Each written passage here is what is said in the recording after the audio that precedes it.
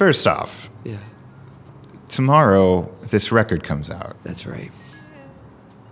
Can't believe it. I have been immersing myself in this record since your publicist sent it to me.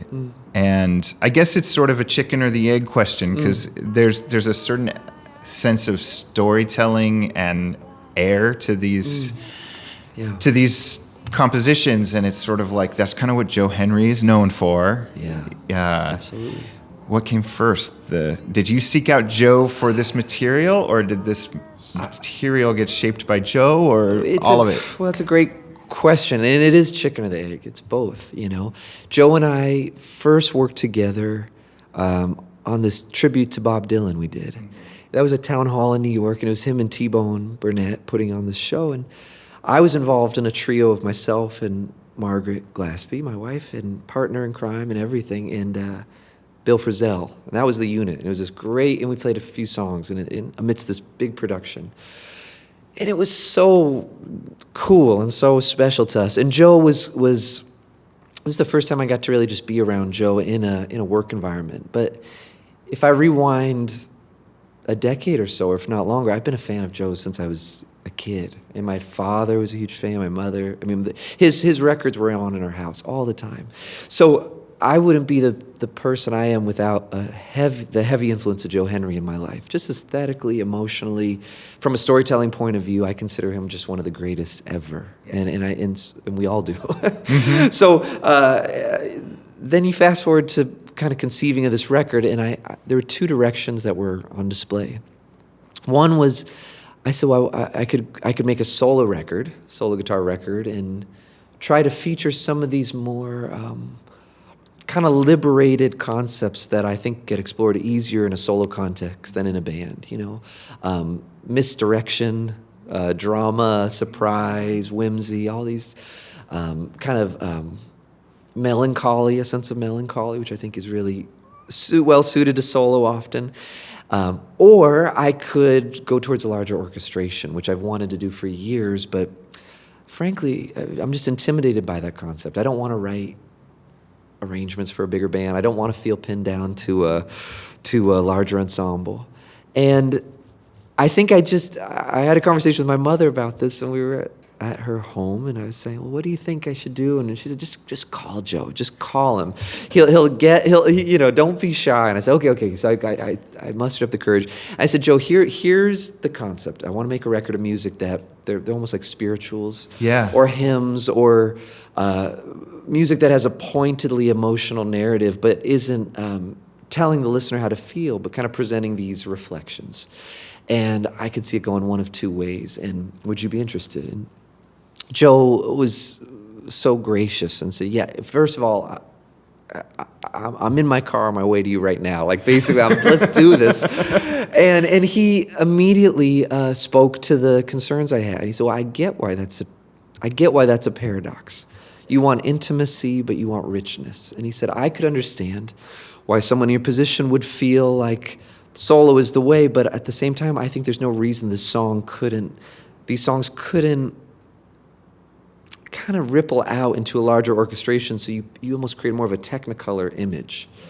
And he said, it is a fine line, and it is delicate, and it does matter that you cross this bridge. And that alone, God, I was swept off my feet. I just thought, this guy gets it. It just even to be heard, and for him to reframe what I was saying in a really practical way was pretty divine. So that started the process, saying, okay, Joe's the guy. I would send him music, every day for about 2 months or 3 months. And what about this? What about this? Who should we get? And then that's when we whittled down and said, okay, it's going to be a little bit of everything. There's no one answer. Yeah. And that's why you have a record that's kind of a compilation of sorts of acoustic leaning tracks, electric leaning tracks, larger ensemble, extremely intimate ensemble, solo guitar at times, wildly adventurous improvisational moments, very declarative, almost refrain-like melodic components. And it's also long. I mean, long for me. It's a 60-minute record. I usually like 35, 40-minute records. Okay. Yeah. So anyway, all of this is to say that it was one and the same. Mm-hmm. Writing the music, working with Joe, it all just kind of blossomed together. Yeah. And I was skimming through his discography, and I think the Allen Toussaint record he did has vocal. Was this his first instrumental, like all instrumental? I can't believe it is, but I don't know the answer. I don't think it is. I mean, in the I was really aware of that, where I just thought, well, God, I want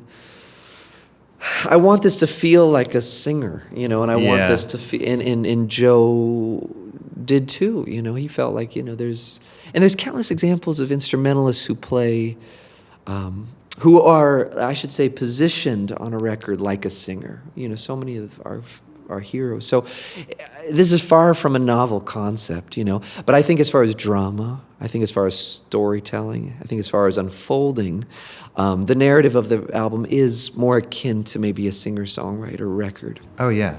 But it's very distinctly played by instrumentalists and improvisers, and Joe, that seems like Joe's his second nature to him. Yeah. I mean, I think one of the most striking things to me about it is just like, I know production is a lot of reduction, obviously. Like Rick Rubin got Johnny Cash to just sing in front of a microphone, and everybody cried. But compared to what most people think of as like a jazz setting where everybody's getting their solo, and it's all like when Levon comes in, it's just like enough spice that it has you weepy. Yeah. And then it disappears, totally. But there's no solo from him. It's just like, I'm just here to accentuate what you're up to. I appreciate you saying that, Jason. I mean, because I think you're right.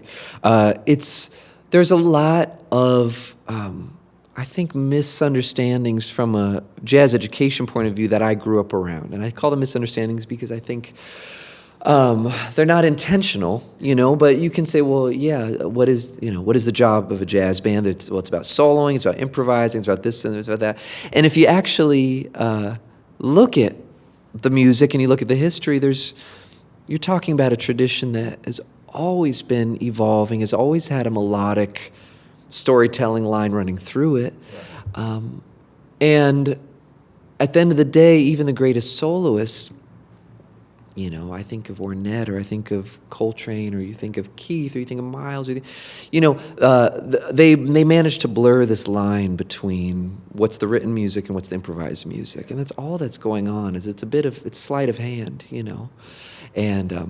And I think there's a certain thing about committing to the emotional narrative and exploring and going deeper and finding new music. So when I hear Levon Henry on the record come in and play a single note or a phrase and it just kind of gets you, to me that's what more could you ask for from a solo? Just because it's not as long as typical solos doesn't mean it's not as potent as a traditional solo. And same with me playing the melodies. A lot of these tunes, I don't really need to do much more than just play the melody, because it's kind of like a good solo, or that's why it's the melody, and it's fascinating. So a lot of these things might seem like they're challenging the norm, but they're speaking to what I hear in Billy Strayhorn or Duke Ellington or Johnny Hodges or like I mentioned, Ornette, or Monk. I mean, not to say it's anywhere in the same ballpark, but just those are the gods I pray to. That's what I'm obsessed with, and I think that's true of everyone who's involved in the project. It's always about towing a line. It's at least to us. Does this slight variation detour on sort of the typical jazz template? Do you think it's going to be?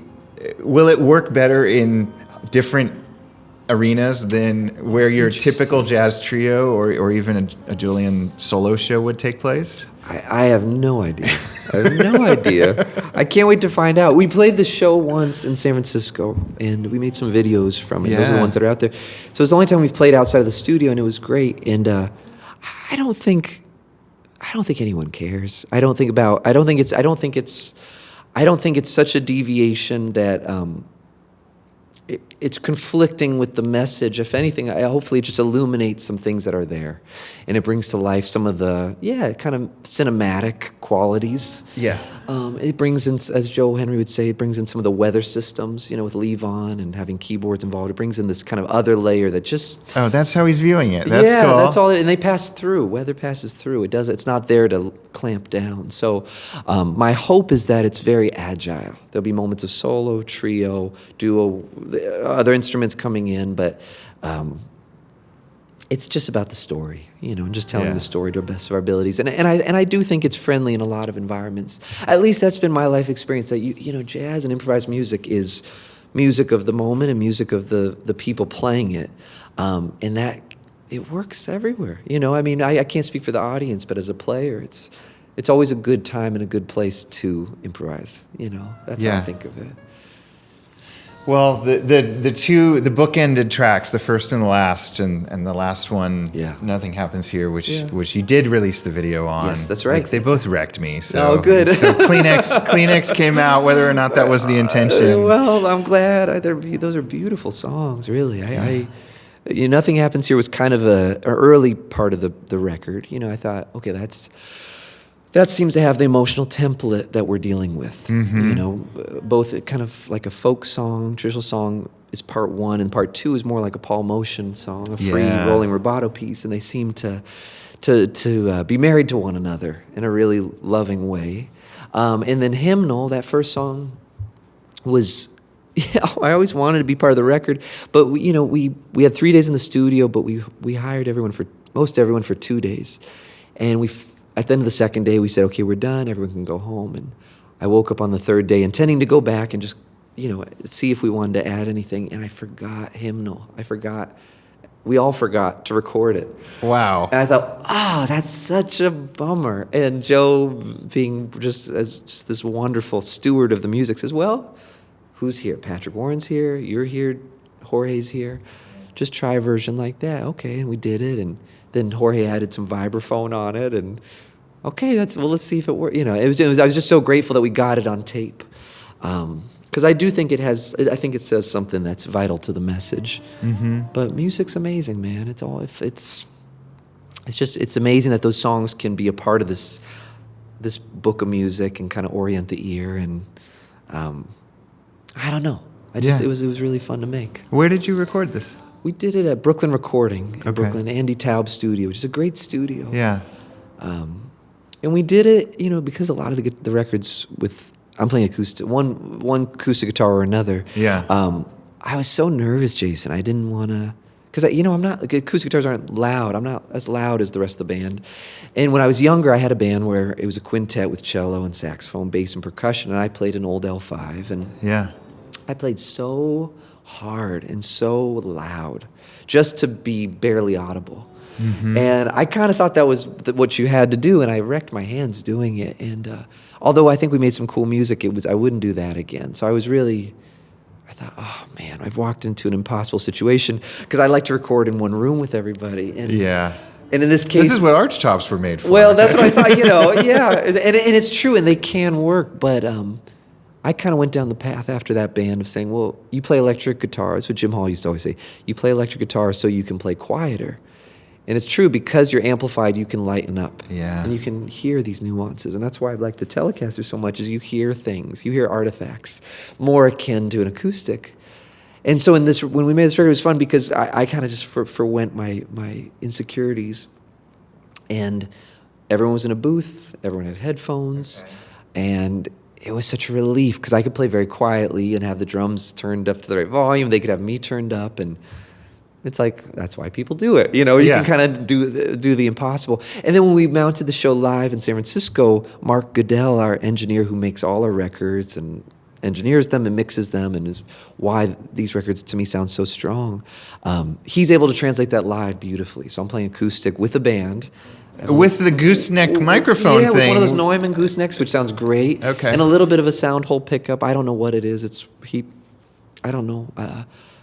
I think John Leventhal loaned him a couple things, and we threw him in the guitar. Okay. I bought a Sunrise, but it didn't fit, so I have to return it. But anyway, we figured it out, and it sounds good too. So I don't know. Things are looking up, Jason. Things are looking up. You got the Neumann gooseneck.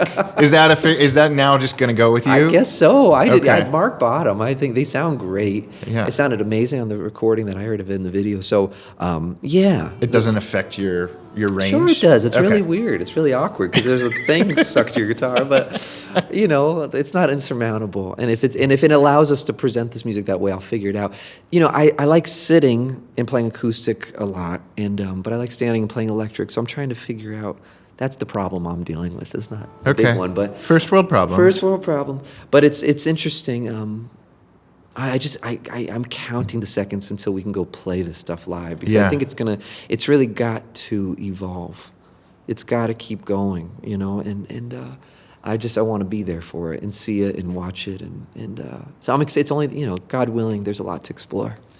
How many takes did you do of these tracks? Well, not so a lot. 2 days. 2 days for 13 songs. You know, one or two. Yeah, it's a lot of them. I'd say 2. You could do more. It just gets different. It doesn't necessarily get better. Yeah. You know. And what's beautiful is Patrick Warren. Something I was struck with. Patrick Warren is such a, you know, he's playing keyboards and pianos through the record, and he has such a cinematic and film score background and world. And for half this, if not most of the session, I couldn't hear him because he was recording with headphones and sending it to the Pro Tools setup. But his sense was, I'm going to add stuff, but I don't want to distract you because I might be fiddling with it as we're going. And so for most of the record, I didn't hear what he was contributing. And then we'd go into the booth, and I'd hear it. I'd go, oh, my God. Like, in a way, I'm glad I didn't hear while we were playing, because I would have been completely mesmerized. Yeah. And so it was cool. So the takes would be 1 or 2 takes, but also the original plan was he was going to take it home and add all this stuff. And that's not at all what happened. We used everything he did right there in the room with us. It was a very organic session. That's so cool. It's cool. It is cool. I'm glad we made the record, you know. I'm glad we did it. Yeah. It's really something. Yeah. Joe's touch is... It's kind of hard to not... It's hard for me to not talk about Joe Henry's production sensibility without, like, making it sound like a tube amplifier or something. You end up going, like, spacious, warm. Yeah. Well, I know it's impossible to put into words. Well, but if we attempt, I mean, the thing is, Joe is so deeply intelligent, just as a man, and not, I don't just mean, you know, cognitive intelligence, but emotional intelligence. Yeah. He knows what's going on, and he knows what he's deeply sensitive to the people involved and their thresholds and what they're up for and what he knows they're capable of and all of those things. So it's, you know, you're watching a great director. You're watching someone who has the whole picture. Yeah. And I think sometimes, often, the role of production gets very esoteric and ephemeral, and my experience, at least with great producers, Joe being the greatest, is it's not esoteric. It's, we have an hour left and we have this much to do. Can you do it? And how do you do it? It's deeply and soulfully very practical, you know. And so it doesn't feel, you know, topical. You're dealing with just the facts of life. Did you get it? Did you not? I like that. I don't like that. And sometimes those decisions are they feel inaccessible if you're caught up in just trying to do your job as a player. Yeah. You need someone to really say, you're done, next, you know. But he's a beautiful. It's like watching watching a performer. His whole presence is just gorgeous and very kind and very liberating. So it's earthy stuff. It's very earthly. Earthy, that's good too. It's very. Now we're earthy. going into the wine adjectives. Oh, I wouldn't know about that. but sure, yeah. Joe is special, man. Well, I think he liked the music too, which helps, you know, because I think he saw what I was trying to do. Yeah. And, you know, and I told him from the start, I just said, I don't know how to do. There's a reason I haven't made this record. It's because I don't know how.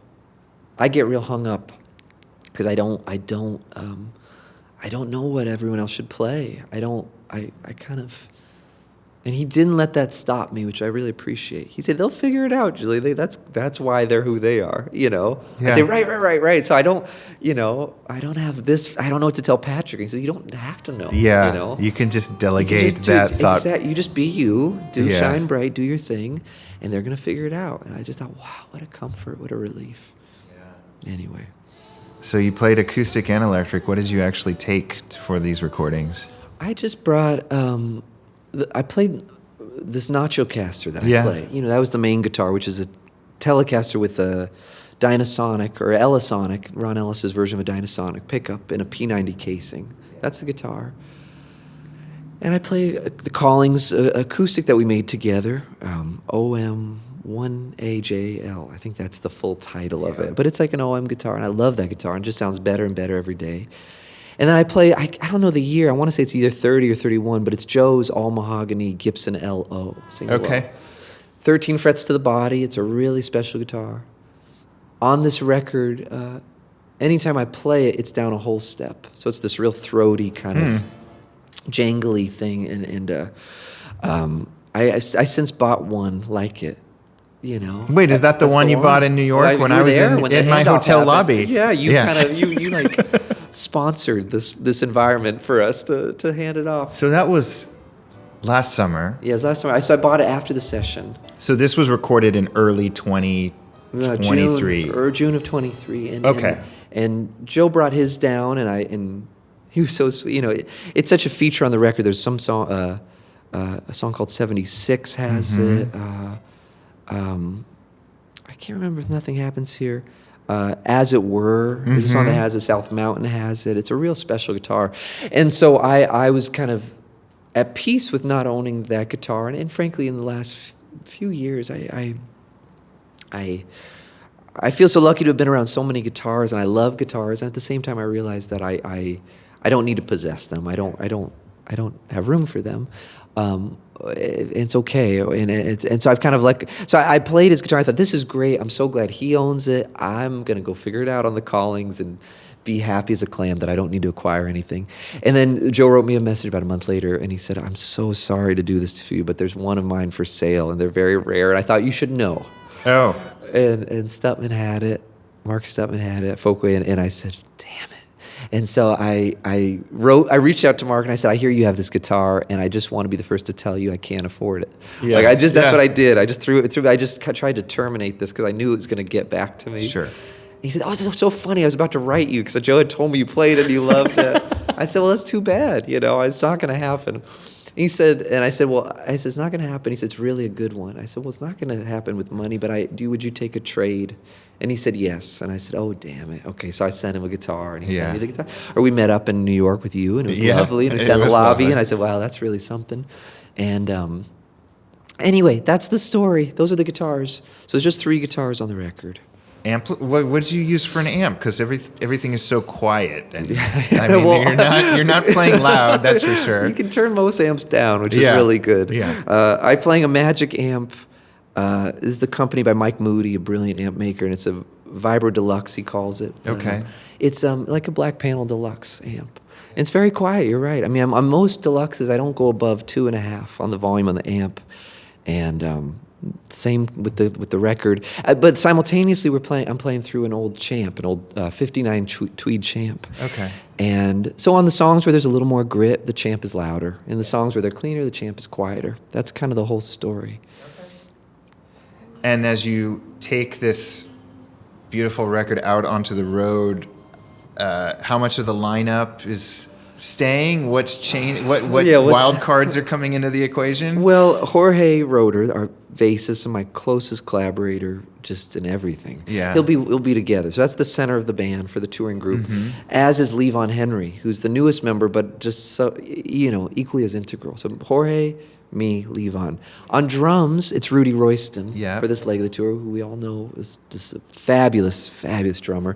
And we had occasion to do a tour in Europe about a year ago, me, Jorge, and Rudy, and it was fantastic. Groovy and big beat, swinging as hell. It's just wonderful. And then Rob Berger is going to be playing the role of keyboards with us and kind of playing Chris Davis's role of prepared piano sounds and Patrick Warren's role.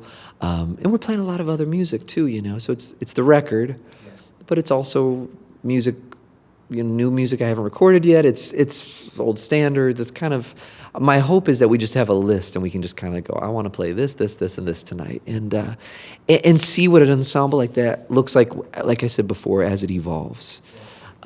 So that's the band. Chris Davis will join us for a couple of the shows in New York and in Knoxville at Big Ears. That'll be the one time it's a larger ensemble. That's our story. It's exciting. It's exciting. So you I think about once a month, maybe once every 2 months, I hear about a Julian Lage hack, life hack or music hack from someone. And let me just say, like, one of them was the looper pedal at soundcheck. Oh yeah, sure. That's true, right? Oh yeah, I did for years. Explain. That's funny that floats around. Yeah, well, it was before we toured with our own engineer. Yep. But for a long time, I would go on stage, plug in, and turn on a loop pedal and play a long passage. Long enough, like maybe a minute. Yeah. And then I would I'm sure other people do this. I would just walk in the audience, set the guitar down, walk in the audience, and just listen to that playing through the system. And it wasn't so much to inspect what the engineer was doing. It was more what I was doing. Okay, when I play really light, I noticed that those things, certain frequencies are getting lost. And when I dig in, it's a little quacky. And it was only so I had that intel, and then I go up and go, okay, let me adjust this on the amp, and then do it again. And I wouldn't ask the band to play with the loop, but I would just hear myself kind of in the room. And it was very helpful. I forgot about that. It's a great... I forgot about so many hacks. You've forgotten about that one. I think it was mentioned on our AMP podcast. Dig that, yeah. I forget. Maybe Robert Keeley? Would he know? He would probably know. I asked Robert Keeley to build me a pedal, and he made a prototype, and it was the coolest pedal ever. Okay. And it was called the Oboe. And all I wanted was a pedal, because I don't really use a tuner. And you can usually tell, but I for a long time I was actually very anti-tuners. Now I have one just because I need to play with other people, and but just because I was trying to train my ear to inflections and intonation, not just saying, well, in tune is one thing. Some nights I did want to be flatter, I did want to be sharper. And I said, I like how in an orchestra, I was talking to Robert, how you have an oboist who the orchestra tunes to usually. And so he made me a pedal that when you click it on, it just gives you an A440, and it comes through the amp. And so I could just tune to this note, and it was so beautiful. And we were about to, it was a prototype, and we had to adjust something about it, like the volume. I think it was maybe, I forget what it was, but I needed to make some adjustment to make it more practical. And then it might have even been right before the pandemic started, and everything just kind of evolved. But that pedal was so cool, and I would love to use it. You can't do it during a show; it kind of kills the vibe. But you can do it at sound check, and also the band can tune to it. So it was a very democratic way of unifying an orchestra. So yeah, but anyway, the looper thing is a great study. So we got 2 hacks in like the span of 60 seconds. Yeah. And then I just took a class with Michael Daves, and Critter was a guest. Amazing. And he did the metronome, play all the notes. Kind of I'm going to let you explain that. I would guess it's the random eighth note yes. one. This is a Gary Burton thing, and I've spoken about it before, and I, there's a lot of ways to do it. For the sake of our conversation, I'll keep it very simple because you can extrapolate a lot. Basically, if you're in a place and you're playing where you are hearing other players and you go, how do they, I hear them play the notes in the chord, but then they play some more. Mm-hmm. What are they doing? What's that extra thing that people are filling the bars of music with? That's kind of that's what gets you to this exercise. And I asked that question to Gary Burton when I'd watch him play. I'd say, you're not just, of course you play the notes in the chord, but there's so much more. And what, am I hearing things, or like, what, am I on, is that what you're doing? Yeah. How do you navigate that? And he was so tremendous and clear-minded and said, oh yeah, you're absolutely hearing it right, and I'll explain it to you later. Come, we had a day off. I'll meet you at 7 for dinner, and I'll explain it to you. Okay. Classic Gary Burton. It's like, he just gives you what you want. It's just so generous and so intelligent. So anyway, to boil it down to the exercise, you take 10 minutes of your day, and you find a tempo, and a tempo can be something moderate that basically you could play eighth notes comfortably within. So it could be any tempo as long as you're comfortable. It's not about being uncomfortable, actually. It's really important that you're physically able to keep up with this, because you're going to be doing something for 10 minutes, so you want to sustain. You take a tonal center.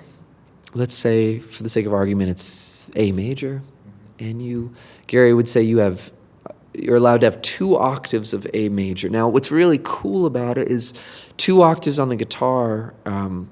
It's hard to describe without showing, but let's say your lowest A is the open A string, And then 2 octaves above that is the A on whatever fret that is. I lose track of how you number. It's nice to know that you don't know off the top of your head. I most of the time don't know, but what is that, 5th fret? Anyway, high E string. Yep. I can see it, but I can't count it. Anyway, that's 2 octaves. But that high A, 2 octaves up, is also playable on the B string, a handful of frets above, and it's also playable on the G string above that. And that low open A is also playable on the low E string, right on the 5th fret. Is that 1, 2, 3, 4, 5? And so when we're talking about 2 octaves, we're talking about a pitch set. You can't go above or below these pitches, but you can finger the notes between these 2 octaves a lot of ways. Yeah.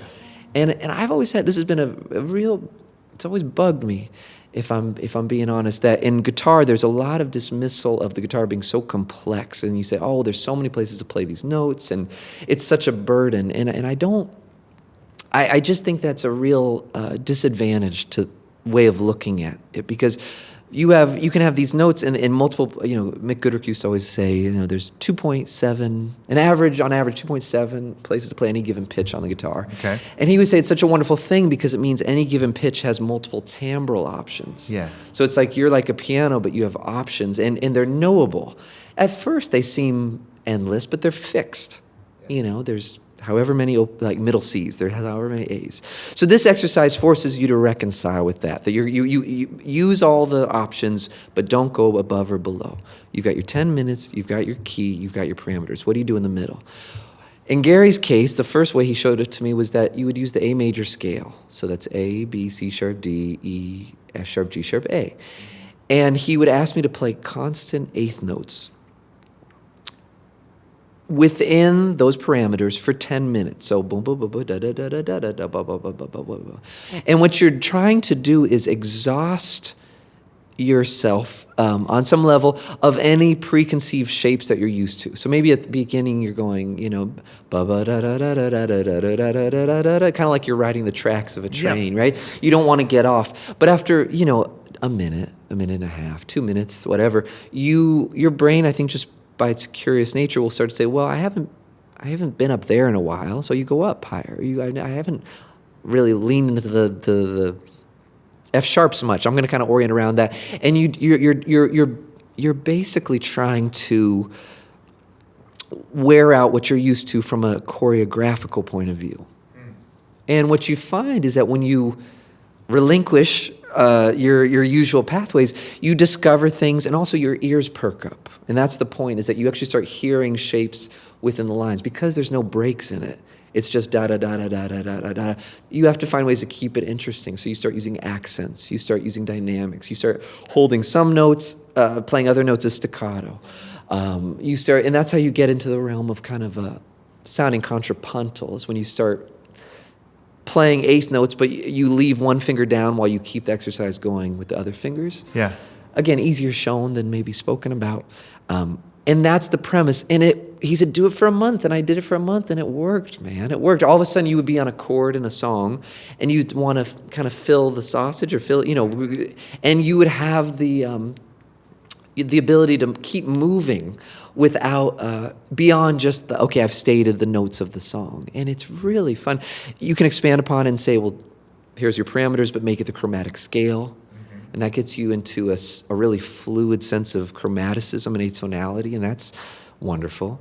But yeah, that's the gist of it. That's the gist of it. So how many of these life hacks do you have? When's the book going to come out? I would love to write a book. I don't think of them as hacks, but I do. I've always wanted to write something, But I don't feel comfortable enough to. How do I say it? I'm like an aggregate, I love other people's books, and I love learning things, and I love passing them on, but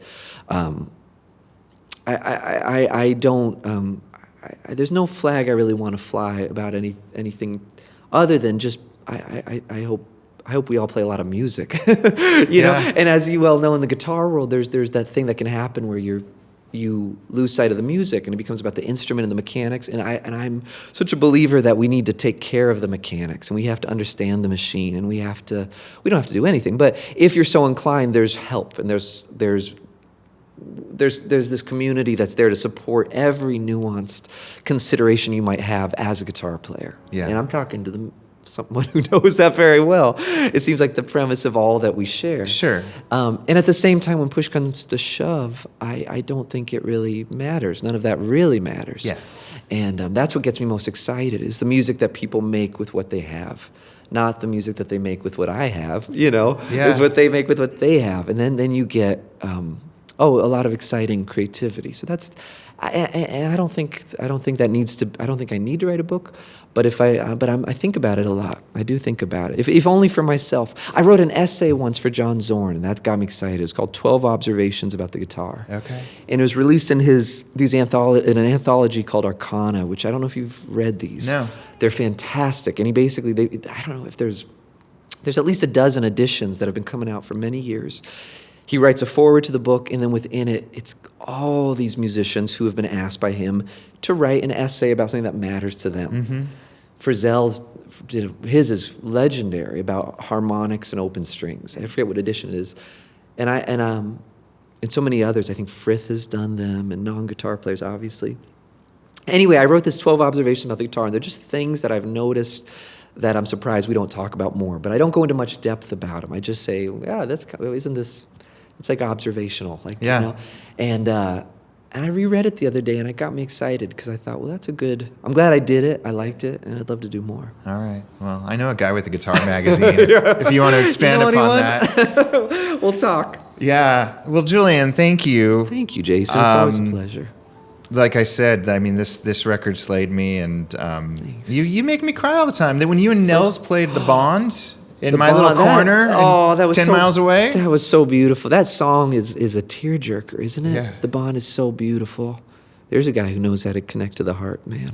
Well, anytime I can hang out with you, I jump at it. So thank you. Thanks.